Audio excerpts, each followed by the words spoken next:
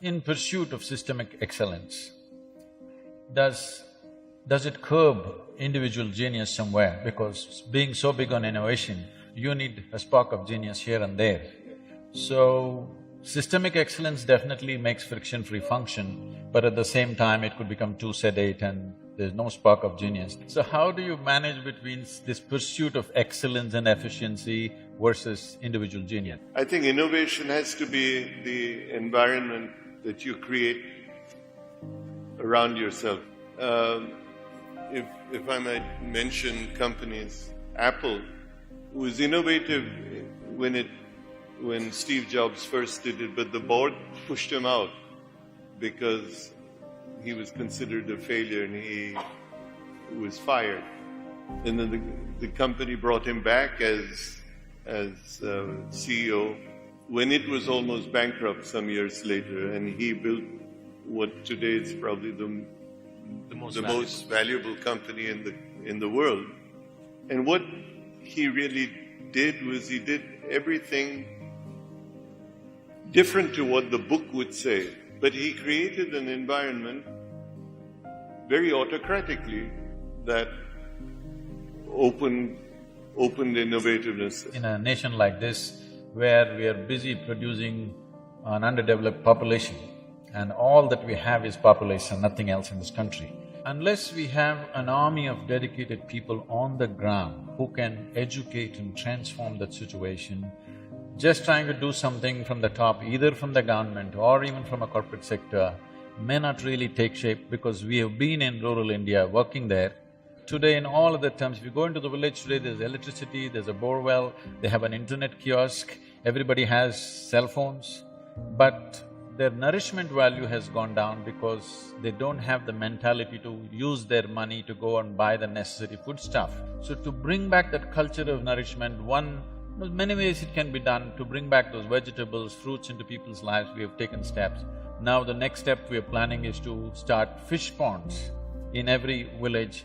Innovative ways of doing this has to happen, because this is a silent disaster which is just progressing and it'll overwhelm the nation at some point. The worst thing you can do for the country is to give everybody a sense of dependability on an outside force, be it the government, be it a private party, be it a public-private partnership. You have to create sustainability that is self-generated. If we have to create an environment of innovation, maybe that innovation comes not necessarily just in the nutritive thing, but how to create prosperity that is sustainable in a community, to create prosperity in the village. Fisheries or fish ponds or creating livelihood in terms of produce, etc. We're not addressing those issues adequately in the country. And many of them are, as you say, things that can easily be done.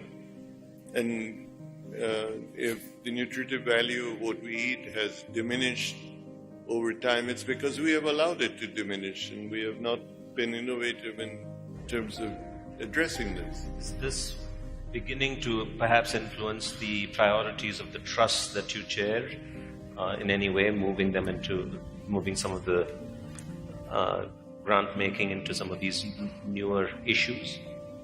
As a trust, or as a foundation, we have been helping communities in a variety of ways, so helping individuals in a variety of ways. But we have ignored the fact that what we're doing may not be sustainable.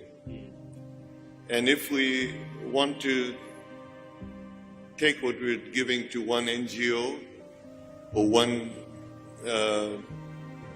rural group and replicate it in another, you can't pull out, because when you pull out, that NGO collapses, that community collapses, then you've done something wrong.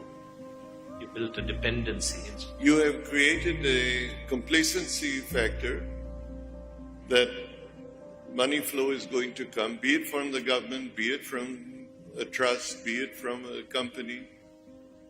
And the company or the trust has failed in not providing something that makes that community stronger, makes it more productive, gives it a sense of wanting to do something for itself, creates pride in what it stands for.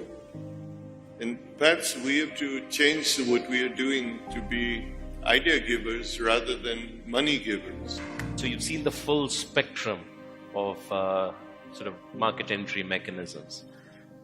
Do you want to reflect on that and say, how you might want to think about going overseas? When do you look at opportunities, and when do you bet the farm? The choices that are inherent there. I think we all need to have a sense of pride in what we do.